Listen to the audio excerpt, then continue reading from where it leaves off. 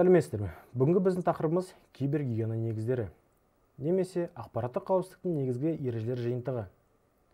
Алдымен ақпараттық қауіпсіздіктің негізгі аспекттерімен таныса өтейік.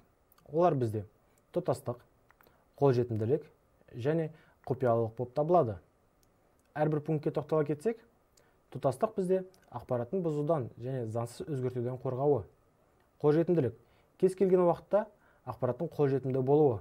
Құпиялылық, яғни рұқсат етілмеген оқырманнан қорғау. Бүгін кибергигиенаның негізгі 6 пунктісімен таныса өтеміз. Олар бізде: біріншісі, құпия сөз саясаты. Мұнда біз құпия сөздің қандай болу керектігі туралы айтамыз.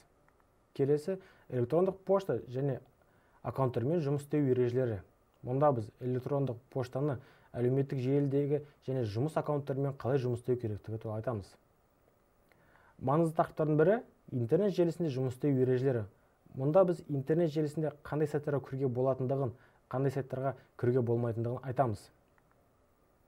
Келесі тақырыбымыз жаңарту, дербес ақпараттарды қорғау және бағдарлама қамтамаларды қолдану болып табылады. Бірінші тақырыбымыз құпия сөз саясаты. Дұрыс құпия сөз ережелері. Кем дегенде 8 символдан тұрады. Құпия сөзіңіз кіші және үлкен әріптерден, сандар мен символдардан тұруы керек. Құпия сөзіңізде сізге байланысты ақпараттар болмауы керек және жиі қолданатын, ыңғайлы орналасқан символдарсыз болуы тиіс. Төмендегі көрсетілген мысалдарға ұқсас құпия сөздерді қолданбаңыз.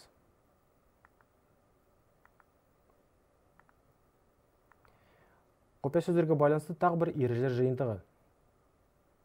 Сіздің барлық құпия сөздеріңіз әртүрлі болуы тиіс.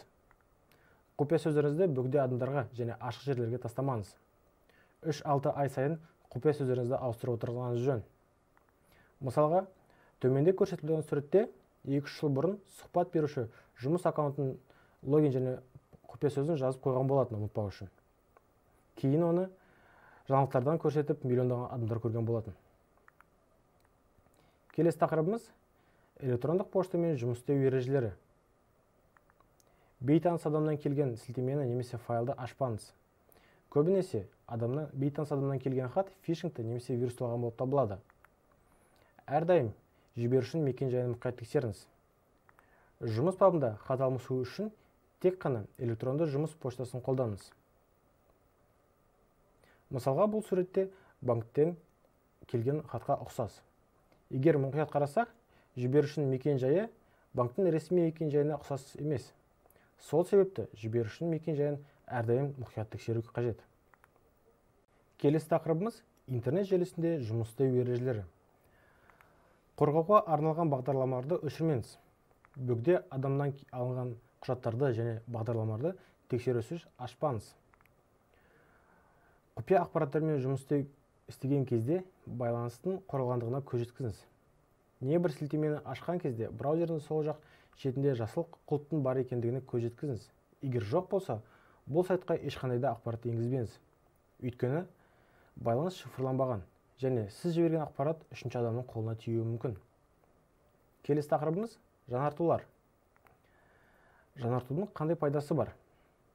Бағдарламаның осал жерлері азаяды және сіздің ақпараттарыңыздың хакердің қолына түсу ықпалдылығы азаяды. Лицензияланбаған және ескірген бағдарламалық жасақтама көбінесе хакердің мақсатына айналатынын ұмытпаңыз.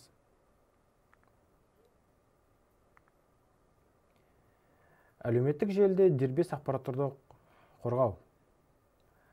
Мұнда электрондық поштамен жұмыс істеу ережелері қолданылады. Әлеуметтік желідегі аккаунттерді жабық ұстауға тырысыңыз. Барлық аккаунттеріңізге 2 факторлы аутентификацияны орнатыңыз. Және де интернет желісінде салынған ақпаратқа мұқият болыңыз. Көбінесе сол ақпараттардың сіздің құпия сөздеріңіз қорғалған.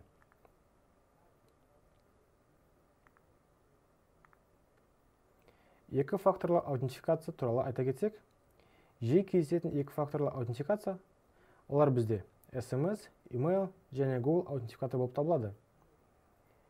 2 факторлы аутентификацияны қосу арқылы сіздің өзіңіздің аккаунттарыңызды бұзу мүмкіндігін төмендетесіз. Жалпы ережелер. Шабуылшы сізге қажетті ақпаратты сендіру үшін кез келген құралды қолданылады. Қауіпсіздік мәселелерін ақпаратқа сыни тұрғыдан қарау керектігін ұмытпаңыз. Және де жақын адамдарыңызбен қауіпсіздік туралы сөйлесіңіз.